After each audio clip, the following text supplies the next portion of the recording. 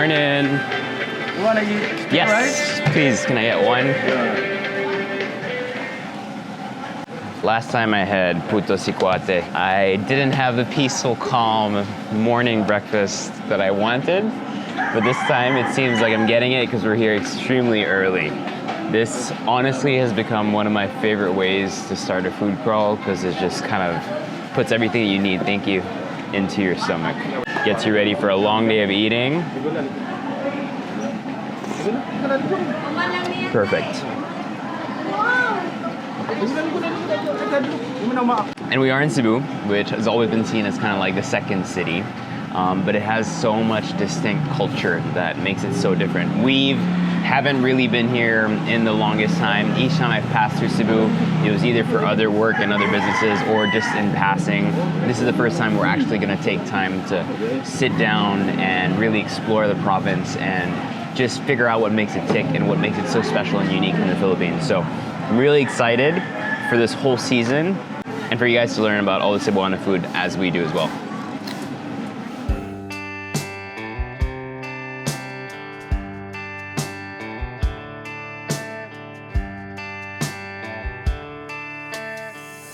The market hits you before the light does. A wall of scent hangs heavy, mostly because of the dried fish. But I came here first for the chorizo. Vendors usually sell it raw, bright red, and glistening. There is a central processing factory in the middle of the action, walled off by glass, a showcase of how it's still all made fresh in a hygienic way and immediately just sells the product to casual marketgoers. Tourists and locals shop here alike. The air is filled with garlic, sugar, the right ratio of pork fat, and the sound of grinding fresh flesh. Usually cook it at home, but today someone brought out a small burner and a dented wok. Perfect timing.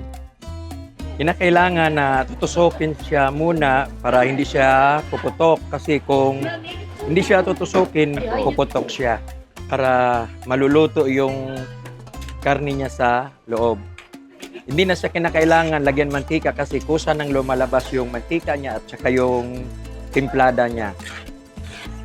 Halo lang ng halo. Maluluto na yung karne niya. Antayin mo na ito sandali.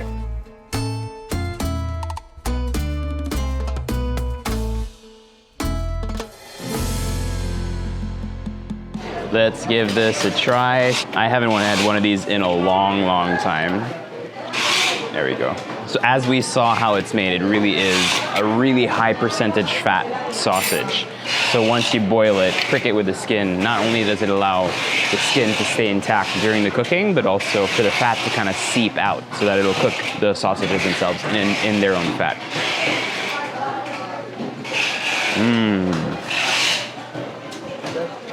Sarap.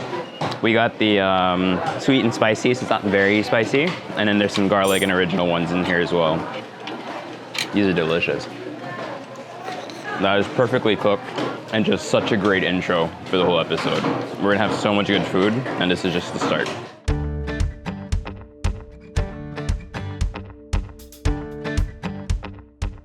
In the outskirts of the market, the main attraction, the kingdom of dried fish, danggit, pusit, bulad, laid out like scales of silver and salt.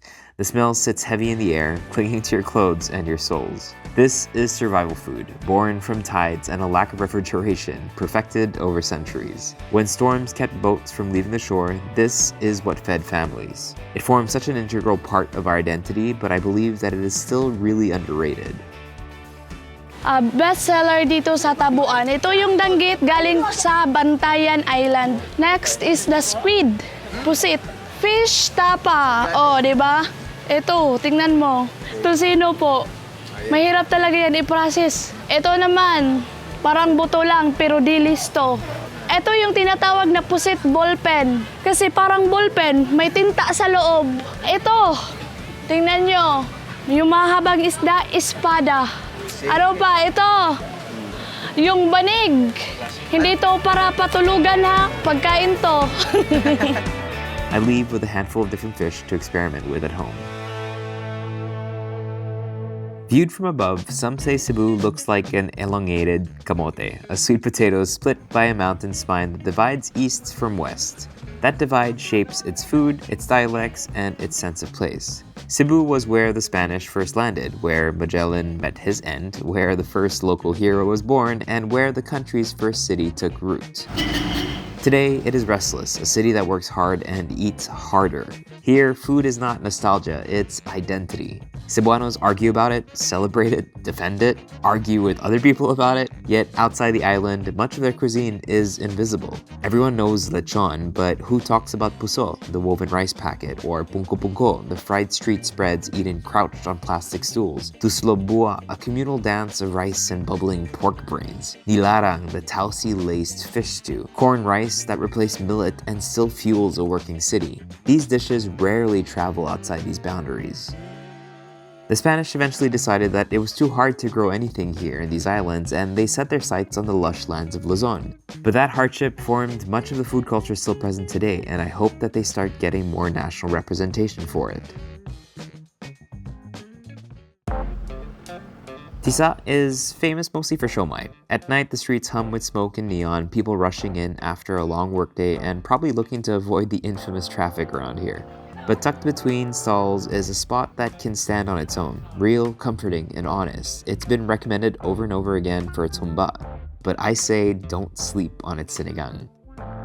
In every city, you need someone who knows the corners. Haidol is that guy. He films, eats, and talks at the same pace. He is popular around these parts and spends his time eating in different eateries, carinderias, and local restaurants in the Visayas and beyond. That looks insane. And then, so this is the... This is the famous sinigang sa Tisa. So when they say sa Tisa, it means this road is Tisa, right? Tisa is the barangay. That's the barangay, okay. Yes. Okay. And it got famous because of the siomai. Yes, exactly. So Tisa is known for its siomai. Yeah. And it's a night street food. Okay. But this is something new. Yeah. And it's a hidden gem in Tisa. So that's why it became known, and then such time went boom. And then the rice is corn. The mais or corn. Okay, and this is pure corn. Yes, the corn body. Yeah. And then it's being grounded. Ah, okay. And is that an option in all carinderias mostly? Yes, very good option for soup-based food. Okay. So it's perfect for soup. It absorbs all the flavors of the soup. In the local terminology, right? So you have your punko, which is Yes. low seating. Correct. This would be a turo. Yes, Okay. turo. And then there's another one. What's the other one? The other one is duko. Yeah. Okay. What's that? Duko is basically it's still a type of carinderia. So it's located in somewhere in the residences. The place is like a home feel. It's quite low, and then okay. you need to duck when you go inside Okay. and eat. That's why it's duko. And Duko means duck. they're usually good at like one. They're cooking one dish or one particular type of cuisine, or is it also like a? Like a turo still. Okay. It's basically a carinderia. Okay, so that's just for the sizing. Yes, the area only. All right, let's try this. This I'm excited for. We started with Longganisa and I was like, woo, this is good. Wow. Yeah, that's good. That's really good, and I love that. So does every bowl get a knuckle? Yes, correct. Oh, so it's amazing. basically all knuckles. Okay. And it's very tender, right? Which I feel like a lot of people wouldn't necessarily think, but it makes a huge difference because your soup just naturally has that shine of fat because of the collagen that's drawn out from the bone. And it's not almost the same with the sinigang in Luzon, Yeah. because the soup is quite clear, not so lapot. Yeah, Diba? it's not too lapot and very fatty, but it's still sour. It's Correct. not like because I've tried some sinigang in the Visayas region where it's like not too sour. This still has a nice sourness to it, like a good kick. I'm gonna try this with the corn rice.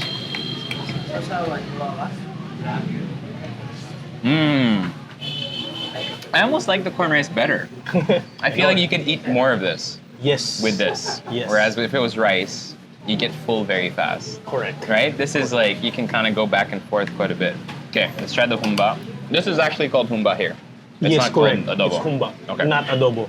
But if I go to Carinderias in Cebu, will I find adobo or? Adobo here is different. Yeah. Adobo is the fried pork.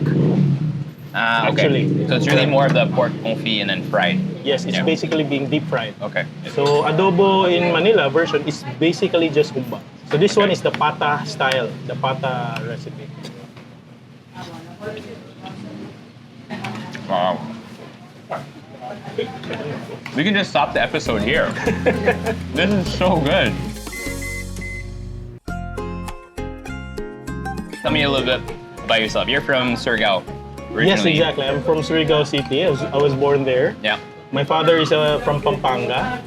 So I'm technically a half Luzon, half Mindanao, living in Visayas. Okay. And you're in the Visayas because Yes, you I fell am. in love with Cebuana. Correct. And aside from marrying a beautiful Cebuana, and I like living here in Cebu.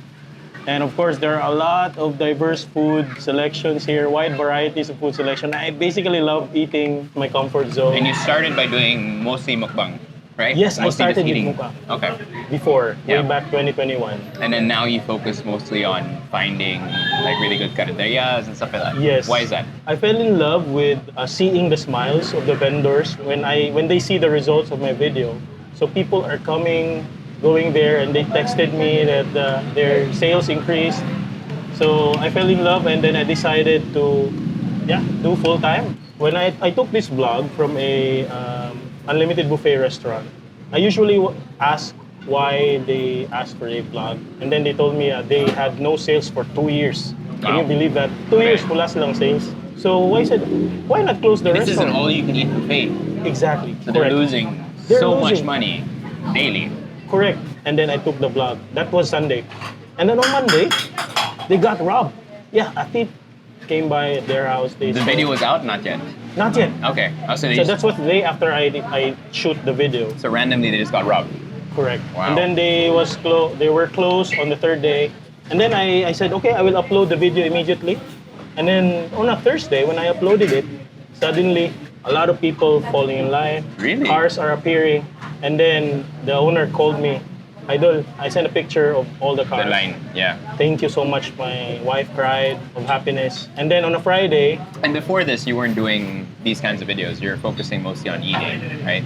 So this was one of your first. Like, I already food vlogs. started. I started already. But Okay. I was still working. Yeah. It was not my full time. Okay. Yeah. Then on a Friday, they texted me again, and then so much line of cars. And then I wrote a resignation letter. That day. I quit. Really? Exactly. Good on the for day. you.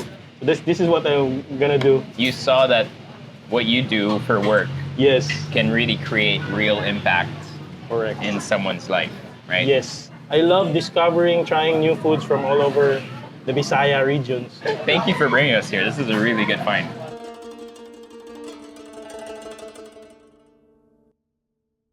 As early as the 10th century, Chinese traders were already sailing into the ports of Sugbo, what we now call Cebu, bringing silk, porcelain, medicinal herbs, and strange powders in exchange for gold, pearls, and dried fish. By the 1500s, these voyages had become regular trade routes connecting the Visayas to Fujian and Guangdong. When the Spaniards finally decided to move in 1565, many of these traders stayed, becoming sanglis, building small communities, apothecaries, and shops across the island. Over generations, their food, language, and craftsmanship wove themselves into Cebuano life so tightly that most people stopped noticing where one culture ended and the other began.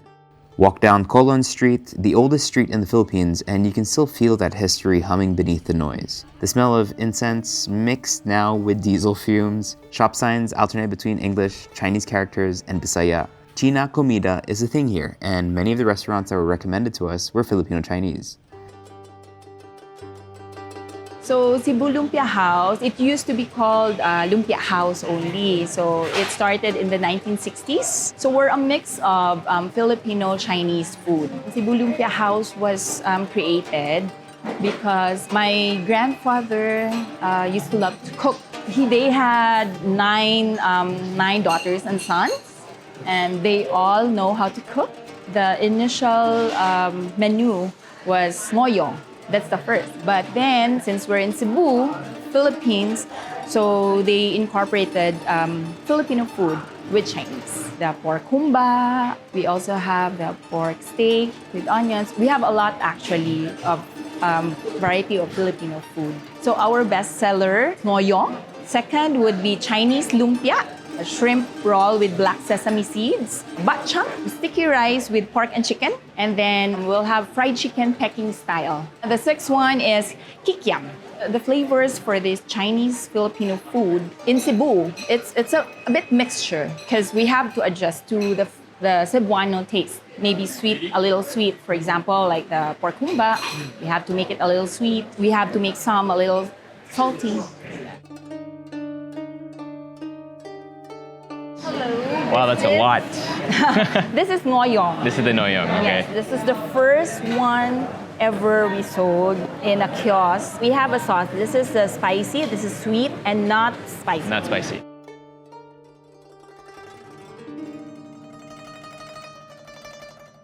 There's more? Last one.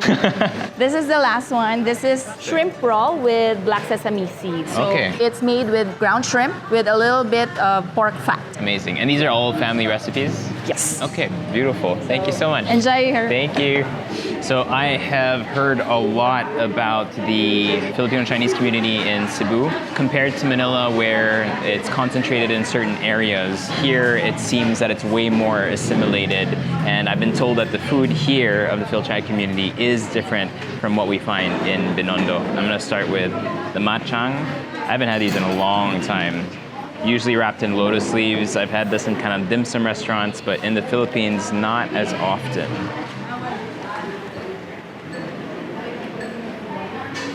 This has to be one of my favorite things.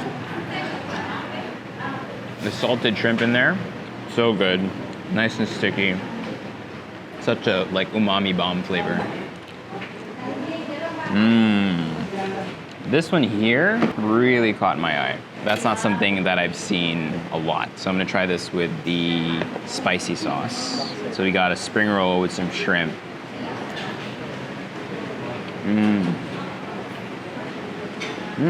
That filling is still so juicy. It kind of retains like such a great texture. Like usually when I have spring rolls with shrimp, a bit more chunky and kind of cartilagey inside, but here it's like really nice and soft. Then we have some roast chicken. I'm gonna try it first without any sauce. Yum. That is so tasty. And the fat really comes through nicely. Try it with some sauce.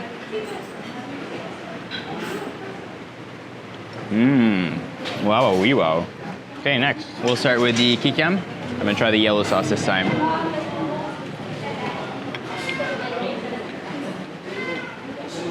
I don't have a lot of reference because I don't eat much kikiam when I'm there in Manila.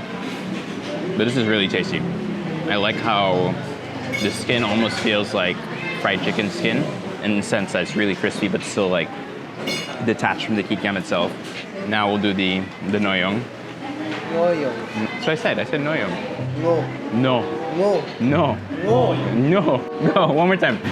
No. Noyong. I said it right. Wala kasi kayo sa Francis. Wala palang ganun sa inyo.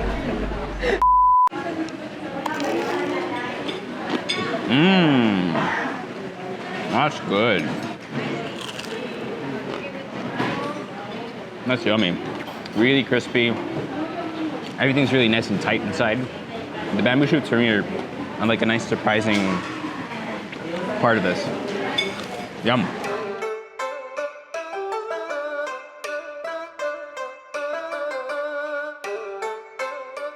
I've passed Chinese pharmacies my whole life, shelves stacked to the ceiling, labels in characters I can't read. But I never went in until today. The place smells like ginseng and menthol. The man behind the counter looks up, silent but alert, and starts pulling jars and paper packets from the back.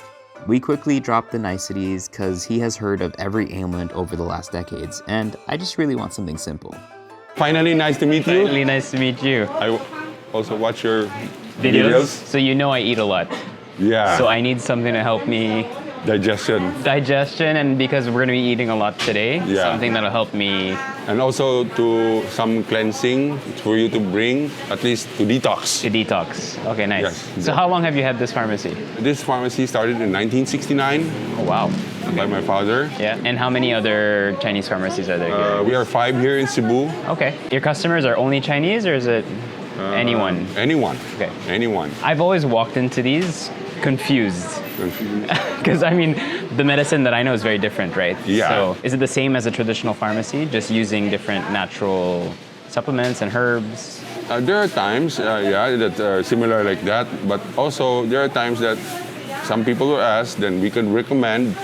And also there would be Chinese doctors that they would have their prescription meds given to us to pack it for the clients. Yeah. And is it everything here natural, or is it a mix of pharmaceutical and natural? Actually, all the herbal stuffs, they're natural. Okay. And then some of the prepared medicines already, it's traditional herbal, but there are some the new ones that are already mixed. Okay. Because especially now, since the newer generation, they're a bit impatient because the totally traditional, it takes time. And then people nowadays are I want to get better tomorrow.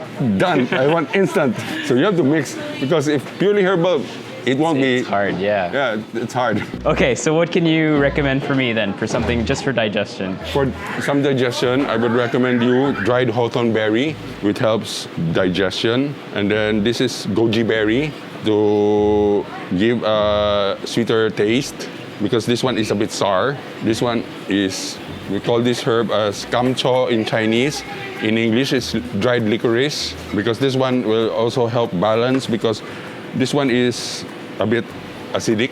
That's why this one usually for helps digestion It needs to be mixed.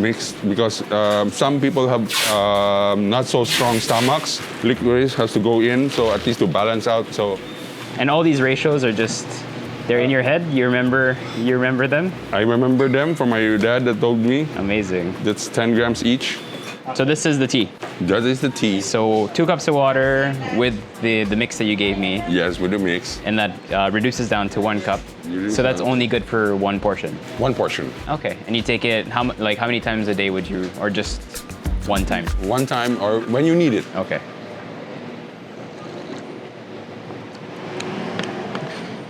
It's medicine, but it's delicious. Like, it tastes really good. Yeah, because it's fruity.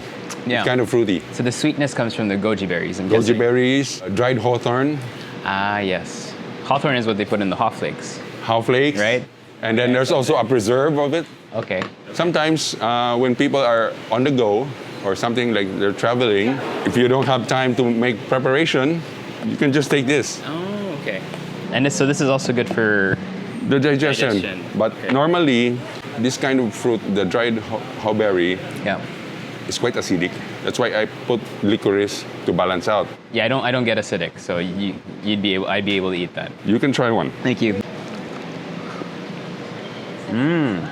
This is so good. Thank you very much, Ellen. Hope you enjoy. Yes, it's gonna help me.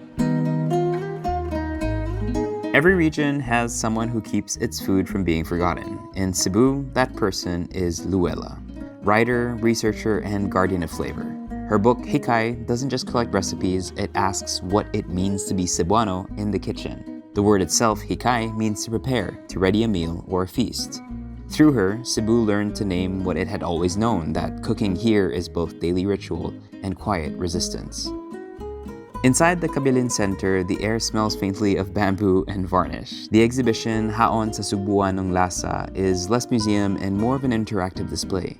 It's homey and welcoming. Tables display earthen pots, woven puso casings, photographs of cooks still at work in distant barangays. Students, historians, and old market vendors move through it together. It's an archive of motion, an island's food memory, mapped before it fades, and I really hope other provinces are taking note. This table shows you the basic 3 methods of cooking that's pre-colonial. Okay. So, because these were written about by Pigafetta when they landed here in 1521.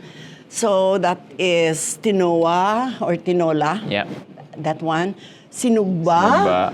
And kinilaw, somewhere there. We grilled things like fish, baboy, shrimps, and all sea life, no? Sinusugba.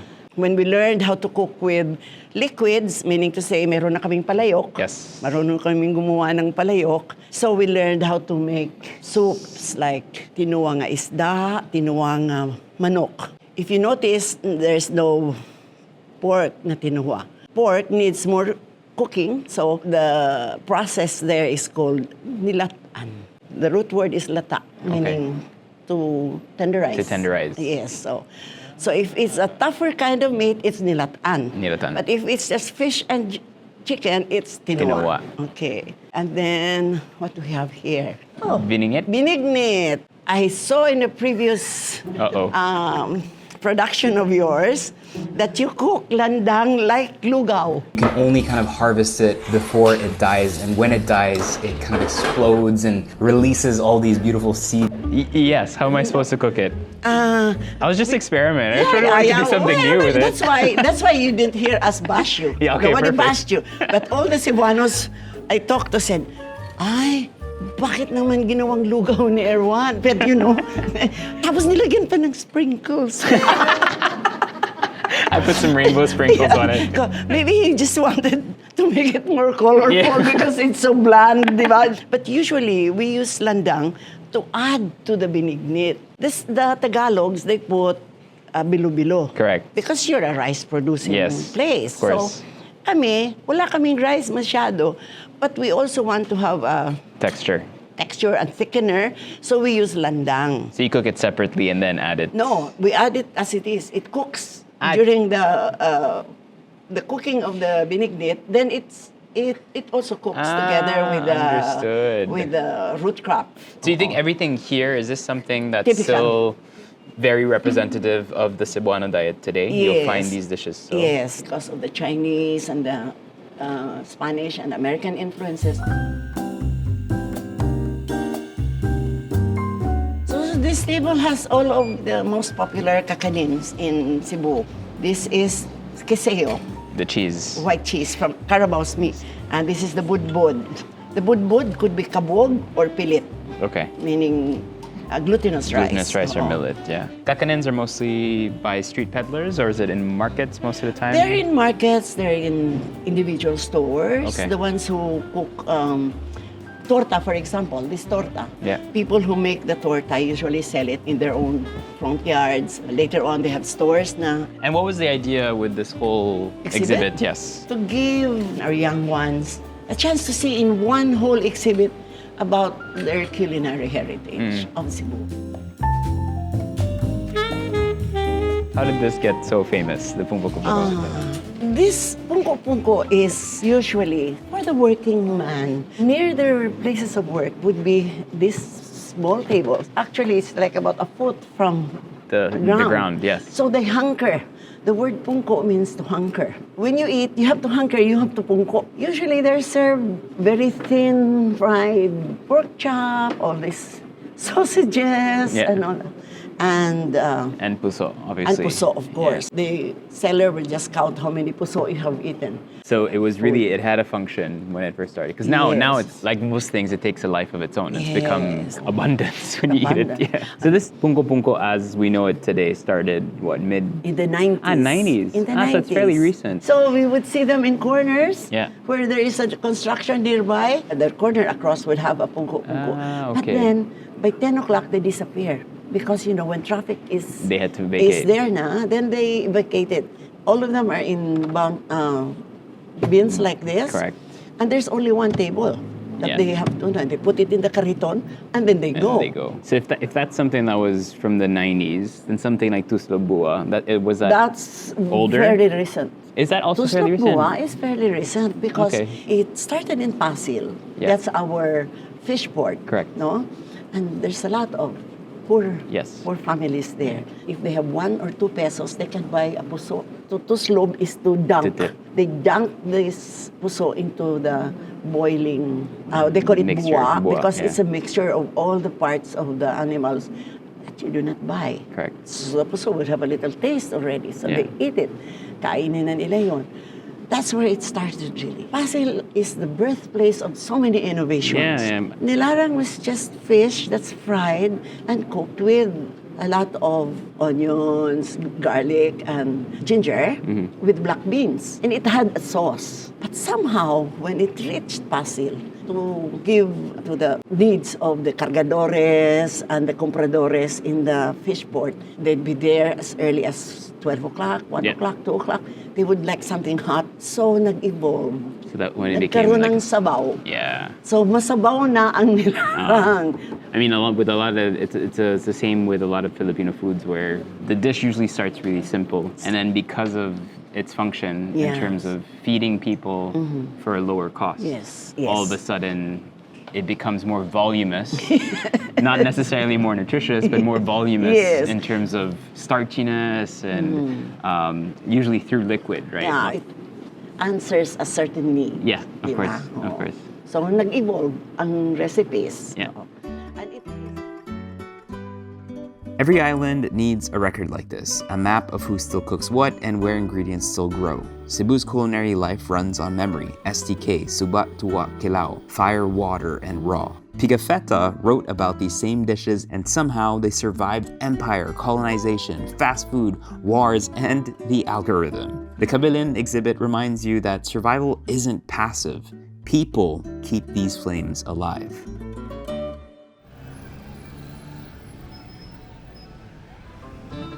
Luella brings me to La Fortuna, a bakery older than most of the city's malls. The scent of butter and sugar hits before the door opens.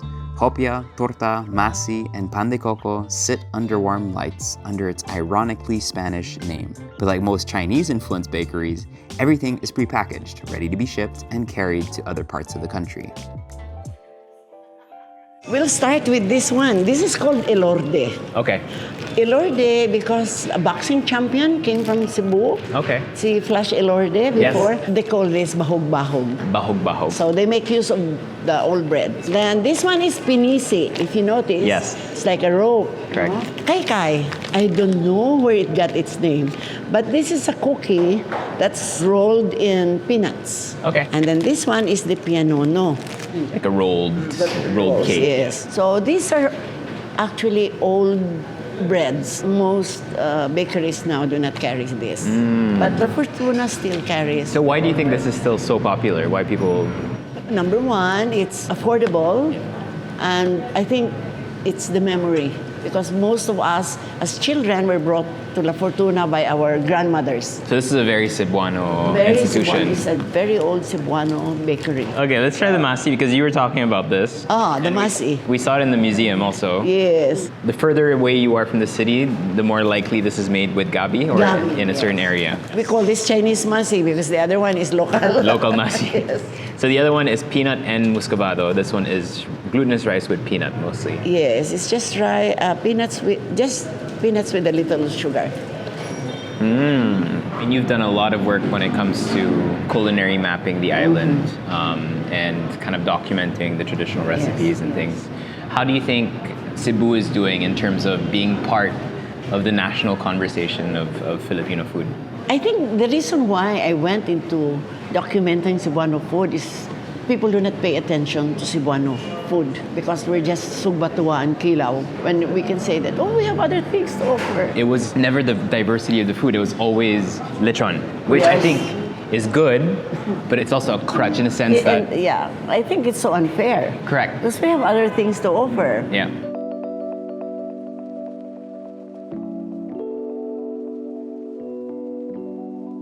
Cebu never stopped evolving. After a day of eating in markets and hole in the walls, you find yourself in a speakeasy, hidden behind painted lockers in a brand new building. A reminder that Cebu is an international hub in its own right. Like Manila, people from various backgrounds have opened up businesses here and are developing the city and culture.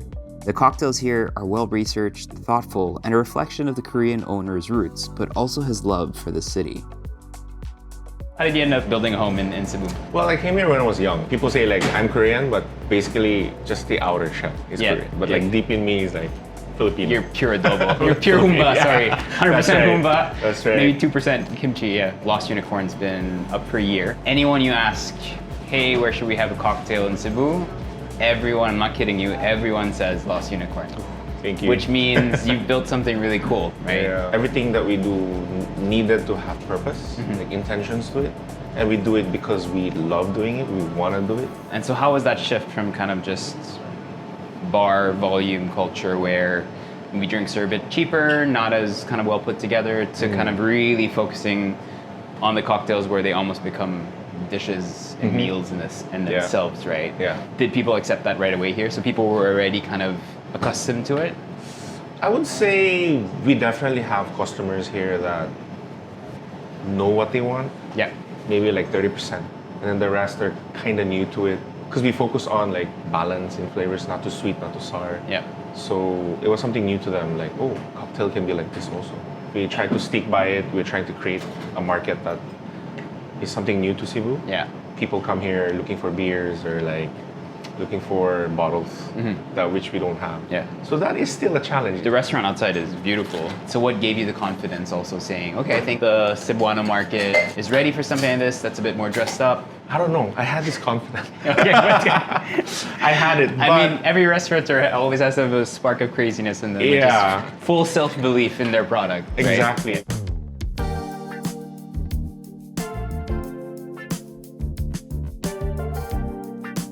Okay, what is this? So this is the aqua.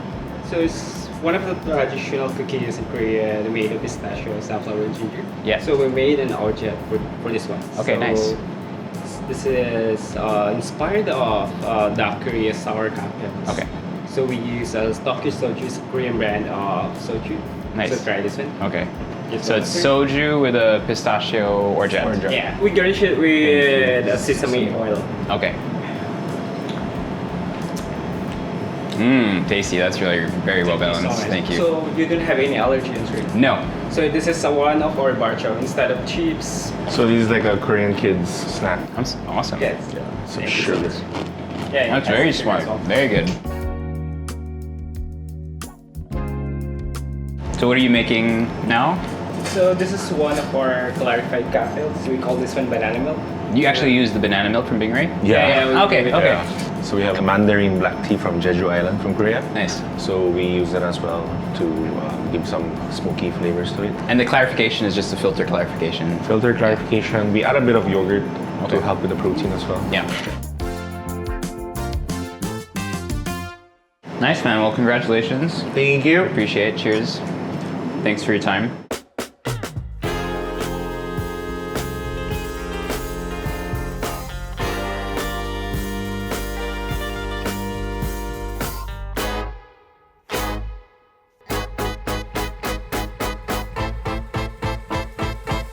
You can't come to Cebu and skip Tuslob Buwa.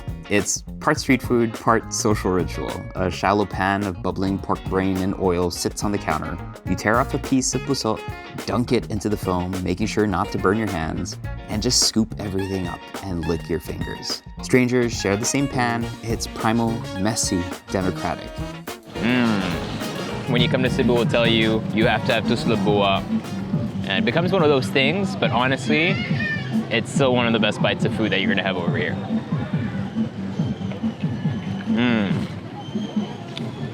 That just has everything you need.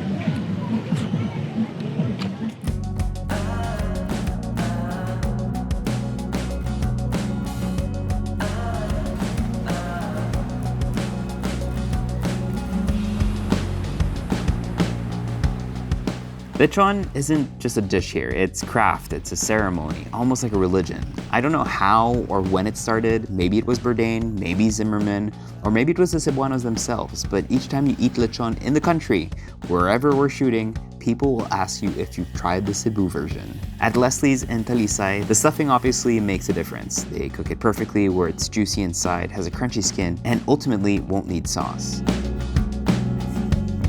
When you mention the word of Talisay, it's famous for lechon talaga. Kaya magpunta kayo sa park doon, every Sunday, ang rami-rami, siguro mga 20 mag-chop ng lechon. Yung lola ng husband ko is the pioneer of lechon industry. She started it, kita niyo sa museum ng Talisay, 1940s. Imagine, 1940s. 6 years, naging apprentice ako ng mother-in-law ko. Tinuruan ko siya sa pag-wrap ng lechon, ganyan. Instant, step by step ba? Because I had the best teacher, yung mother-in-law ko. She was the best lechonero. The ingredients is talagang the basic. Oh, asin lang. Noon, hindi kami gumamit ng MSG. Yung the best is yung star anise. Good for preservative talaga. The right salt, the right MSG, the right spring onion Tama na. Masarap na yon. Perfect na yon. Lami na. Pag may mo-order sa amin, may freebies talaga yon. Lahat dito sa Talisay. Freebies na dinuguan, fried liver, fried bulaklak, or what we call it, shai. Do you do it differently from other people? The same. The same, but it's the experience and the touch that makes it different. Yes, that's it. These are the ingredients. It was spring onion, a little MSG, a little salt. This one is the garlic with the star anise. This one is the star anise. Ah, so you put the star anise and This you is crunch yes, you together. pound it, then Okay. And then all that goes into... into the stomach of the pig. Okay. First is the salt, then the MSG. Then the third is the Garlic and the anise. with the star anise. Okay. When you put it inside, do you have to kind of spread it Yes, you have around? to spread it after this one. Okay. You're going to stuff with the spring onions. Okay. So you put 7-Up also for... Yes. Is that for moisture? Yes, extra okay. moisture. And the size, the most common size is... This one. This one. Good for 30 to 40 packs. That's, yeah. So you have to close stitch. You're going to use a thread that is like pang crochet. Ibawal yung plastic. You have to use not toxic materials. Toxic material, yeah. But this doesn't burn, no, the string. It will. Yeah, yeah. So when you do 120 pigs a day, this whole place, I'm guessing there's a lot of smoke. Because there's a lot of other lechoneros in Talisay also, right? There's plenty, right? Did you ever open a lechon shop? No. No. You prefer just supplying? Yes, pre-order basis Yeah, only. yeah, yeah. And for your pig supply, do you usually... From Negros. Okay, so you have a specific supplier. You just trust the quality of the way that they raise their pigs? When they reach here, I'm going to inspect one of them. If I don't like that kind, I'm going to return that. I don't pay it. Okay. And they're live when they come? Yes, The live. pigs. Is that a specific variety? Black pig? Filipino black pig. Native. Kasi pag native, yung skin talaga magiging crunchy talaga kahit bukas pa. Okay, so yun yung difference talaga. Yes, okay. yes. Do you understand Tagalog? Yes, yeah. I'm not very good, but I understand it.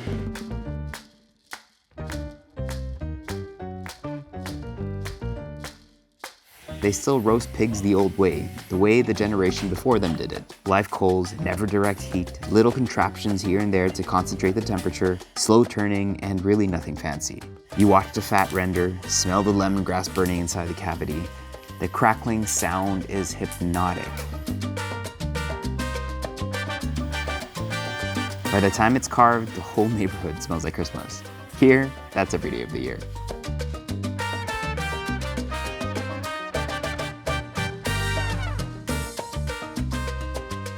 Sana dalawa ang puso ko. Gives your shit. Doesn't give a shit. Kuya, ang ganda yung boses ko, hindi? While waiting, we take a walk and we buy puso. Rice wrapped in woven coconut leaves. Each one is a small feat of geometry woven by hands from Lucay. The weave keeps the rice compact, the leaf adds aroma, and the shape lets it hang cleanly in clusters. No plates, no waste. Just rice you can hold. It's food engineering passed down through practice. Ang sa Maynila, suman. Ang sa amin dito sa Cebu, puso, kanin. Ang sa Maynila, malagkit. Dito, bigas. So ito, at ito. Binaba. Binaba. O, kinasing. Kinasing kasi mukhang puso. Oo. Ah. Kinasing-kasing. Ito, parang triangle. Sa Mingla, ganito ang yung... Sa ibang lugar. Aming Manila. Oo. Pero dito sa Talisay, ito. Kinasing. Kinasing. Wow. The texture of the rice is also really different. It's slightly more cakey, sturdy, perfect for dipping, and becoming the ultimate flavor vehicle. May sikrito. Which one? You want the brain? The brain, yes. Okay na naman sa amin si Tito. Ito yung labong balay? Oh, wow. Yeah, what's the brain? I've never eaten it like this. So this is just eat it like this? Yes. Straight? But it's hot. Careful. That's okay. Wow. Very creamy. And not strong, the flavor. It's very mild. Yeah. Yeah, very nice. Okay, let's try the skin. What's your favorite part? The ribs part. Here. Yeah. Wow, listen to that sound. And you're saying no sauce needed, right? Yes, no sauce needed. Look at that. So good. So, no need of mang tomas. No need mang tomas. Yes. No need anything. Now I understand why it was important to get the high flame in the beginning. Yes. It makes the pores very tight. That's it. That's the secret. So it's super nice and kind of like almost salty crusty. I'll try the meat. Yeah.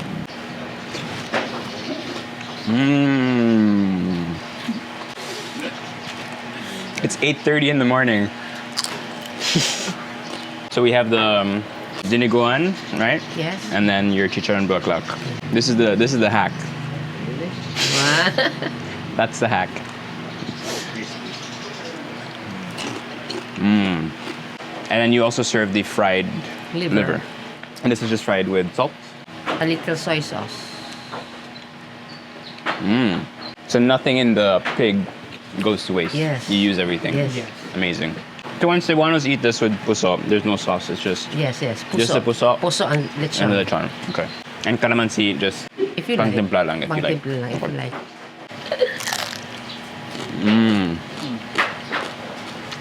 I'm gonna keep rolling so you guys don't eat it. No. This is so good.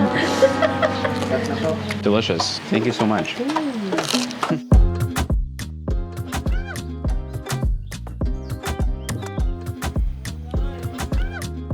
The next morning needs coffee. Good Cup sits in a quiet Cebu street, modern, stripped down. Gio, the founder, built it from a roastery dream and a competition win. He roasts beans from local farmers, teaches brewing to anyone who asks, and ships globally. Him and his brother walked me through their whole process and explained their business model to me, and I couldn't help but be impressed with the amount of thought, detail, and opportunity that they create with every cup. They're the perfect example of not everything has to happen in Manila. So you're saying most people when they come here, it's mostly takeout coffee? Takeout coffee and beans. Yeah. Every day we serve at least 15 to 25 filter coffees. Yeah.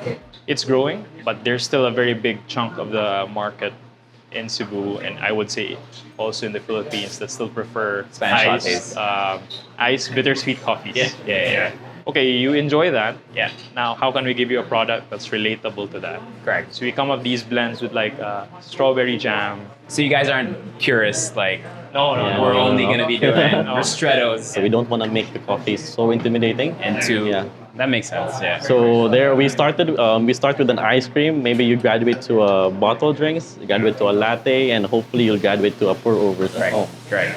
So here you guys are using are these local or mix? Or? So we use local, and we call it local partner farms, and then we also do a lot of international origin. Okay. What we do with local coffee is, like the one I'm serving you is a geisha variety from Mount Apo. Now, every time we source a local coffee, the question should be, what are we doing with this farmer? Are we helping them in somehow in processing, infrastructure? But we're not also locking them in. Yeah.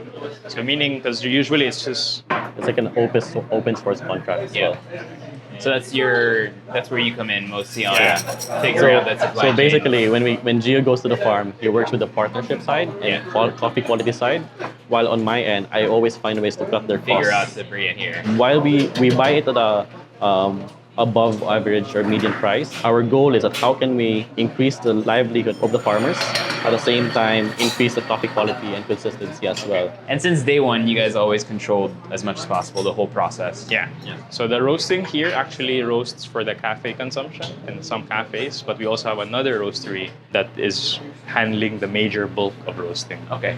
So this this is is some larger, maybe hotels, restaurants that use your beans as well. Okay. Hotels, restaurants, and still multiple brands. Mostly in Cebu. Surprisingly, 90% are Metro Manila based. Really? Yeah. We wanna get what we have and roast and cook it like a chef, like preference with the customers too. So the coffee enthusiasts, they don't mind inconsistency as long as it's more intentionally driven by the raw material. Yeah. It's like there's a face and a story behind the coffee they're drinking. But for the hospitality, for them, consistency. We're trying to read as much data of the green bean, and that's where we are now piloting some AI features so that even if the weather from the farm changes, we already know how to roast to make it consistent and to make it consistent on the output. So there's like now we're doing data points per process in our internal operations. Okay. And slowly we're trying to extend it to the farm side as well. So this coffee that you're first tasting is a coffee from Aku. Okay. And then this is the Mount Upper producer. So this is the producer. His name is Aku. And he's the producer that grew the first Philippine geisha in the Philippines. Oh, nice. And he's Taiwanese. Oh, he's Taiwanese. Yeah. Okay. So he chose the Philippines. So now he's still in the Apo area. Yeah, and he's accepted by the tribe also. Oh, he cool. got blessing. Okay. This is a single order. Yeah. And then the other coffee that I'm serving you, the more nutty one, is a coffee from Bukidnon. Her name is Datu Bae. Okay. In her place. Her name is Bae Inatlawan. She's a tribal leader. So nutty and then very fruit floral expression. 40-year-old tree from Bukidnon. They're trying to revive coffee production. They found out that they were actually one of the few source of coffee variety called sweet coffee or typica. Okay. Her farm or the land that they would have in Mount Kalatungan would be the source of that variety spread out in Bukidnon. Okay, nice. Yeah. It almost smells like wheat flour. There's that grassiness and brown sugar, nutty. So how important was it for you guys to start integrating local coffee into kind of your offering? We started as a cafe. When the B2B supply grew, customers became friends and friends became cafe owners. Yeah. Gio, on the other hand, has been committing to supply and pandemic happened. Oh, shit. So Okay. the B2B and the cafe dropped, but we had to pivot from brewing coffees at home and teaching people how to brew their coffees at home and online. There was a huge trend from international source of supply to local supply. Other roasters from abroad, like Panama, started giving us their recipe of drying. Oh, cool. To transfer it to the local farmers. And these are well-established farms. Yeah. So for them to give like the recipe, it really meant a lot. And that really helped us to give value direct to the farm. We want them to realize that they're sitting on a gold mine. And But you think right now the farmers, what is their main issue? They're selling expensive just because of how manual the process is? Yes. So you're saying by fixing inefficiencies, they could potentially produce more? Yes. Okay. The goal is for us not to buy all the beans, to buy maybe 20% of it, and then 80% should go worldwide. Yeah. Out of the three, this is my favorite. Nice. I feel like it's very mellow. Yeah. Very easy to drink. So what we're seeing now shift in the hospitality segment is they're now more aware, where is this coffee coming from? And can we do more with the farm?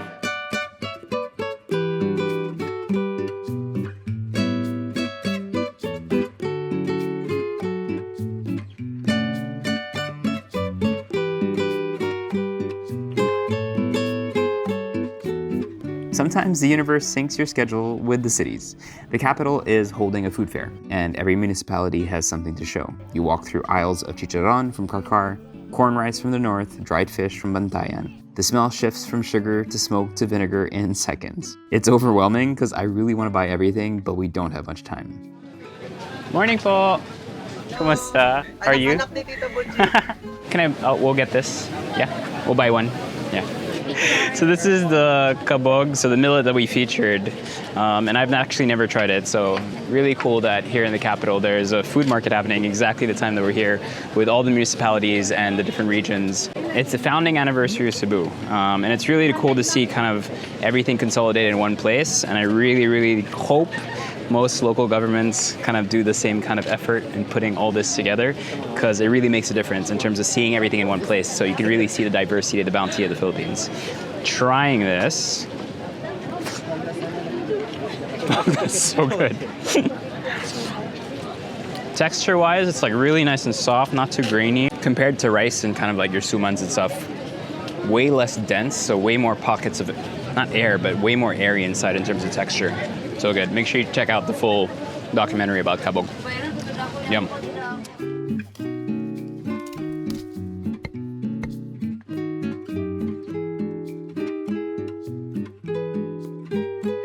Hello, hello. Thank you for having us. Masarap talaga yung kabog billet.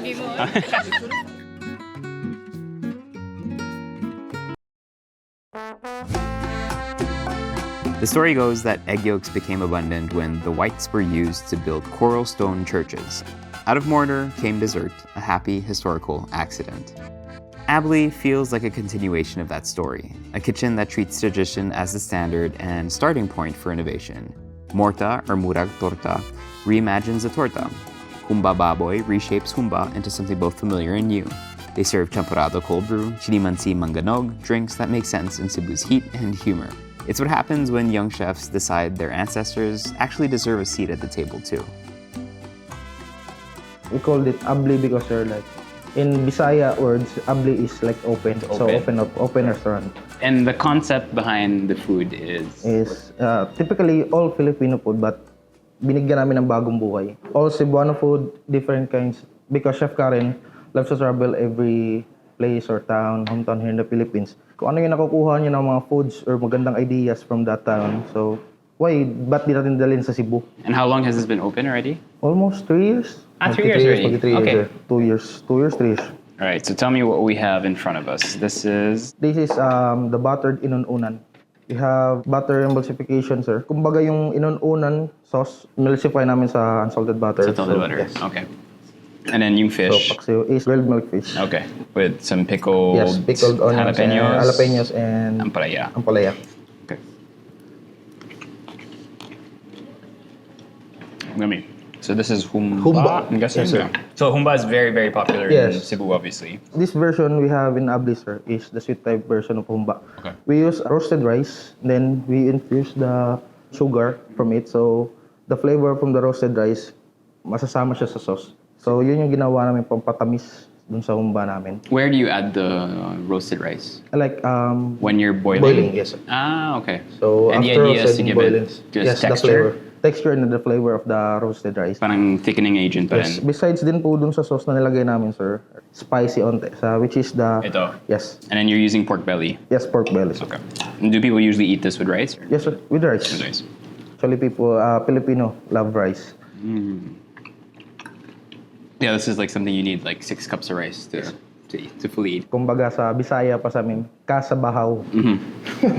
Kulang yung kulang yung kanin, isang bowl mo ng kanin. We have dessert, sir, which is our version of torta in Argao. And what's a classic Argao torta usually? Classic Argao is just a plain, sir, with the margarine or butter and then sugar on the top. And it's just a sponge base? Spongy lang, plus fluffy yung butter Yung niya. cake, okay. Here in Abli, ginawa namin ng bagong version, sir, which is nag-comes up sa nilagyan ng mornay, nilagyan ng cremo, which is may filling sa loob. This is the OG. OG. The original.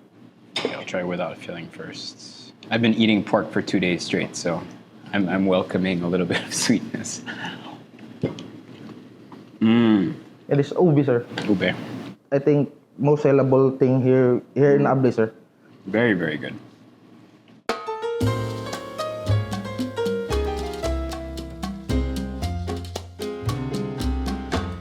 Cebu has lots of fine dining options. When I used to come here for my triathlons, I was able to try lots of restaurants from Anzani to Mont 32, Ping and Palm, and many more. There are some great Asian and Western restaurants in the city, but there was never really a Cebuano fine dining option. Then there's Sialo, tucked away in a small room serving 12, 16, or 24 courses that read like Cebu in translation.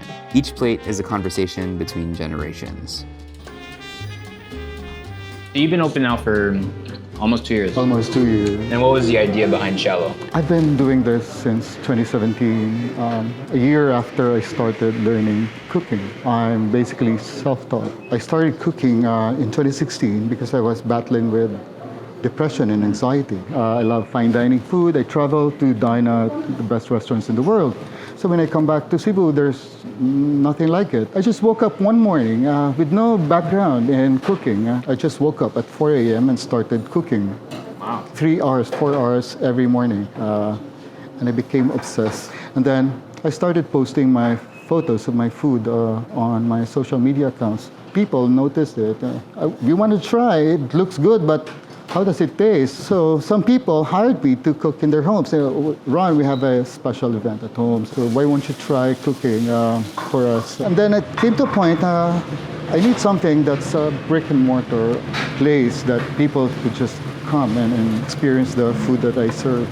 Then the pandemic happened, everything just stopped. Of course. Yeah, so it gave me time to work on my recipes and polish, fine-tune my techniques. Late in 2022, and we opened in October 2022. Amazing. So this is aged beef that we glazed with beer sauce. Okay. And then topped it with some shavings of nori.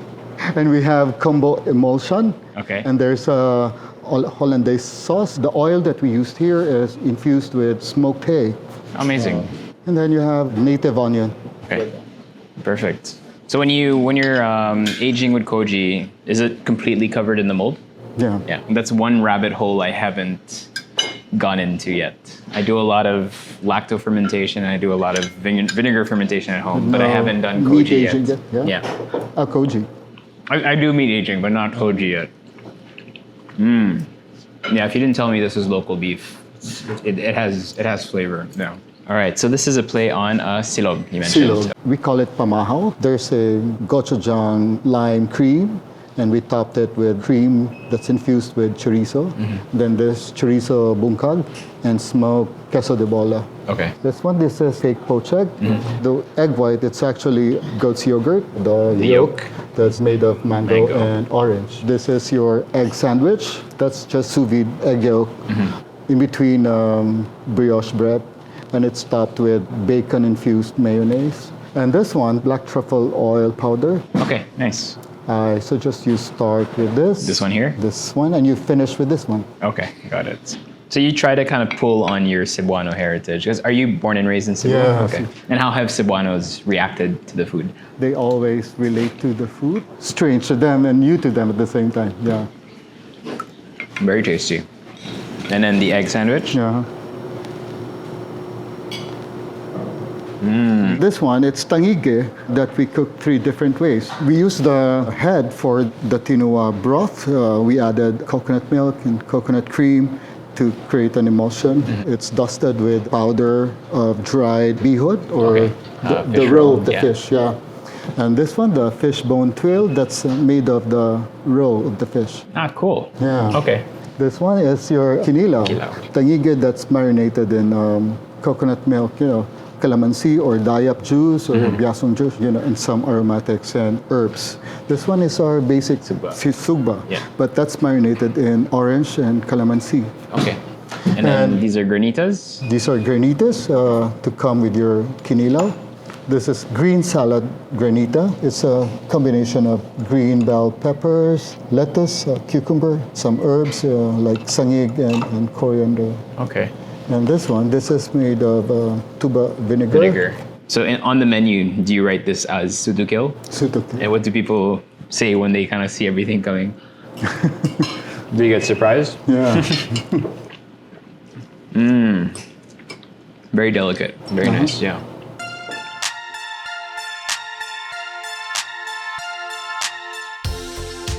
Cebu feels like a city that never stops moving. Construction cranes rise beside old churches, and food stalls spill onto streets older than most of the country's history. It's a place balancing hunger and heritage, progress and preservation. For all its noise, traffic, and motion, it's still searching for how to tell its story to the world. But all the food that we encountered proves that there are still ingredients, recipes, and artisans that haven't made their way into everyday dining tables. But they exist, waiting for support, recognition, and the space to grow. Cebu has all the pieces, its ingredients, its cook, its deep memory of flavor. It only needs a collective will to bring them together. As an international travel hub and a regular stop for both local business people and tourists, it has so much to offer, and everyone should be paying attention.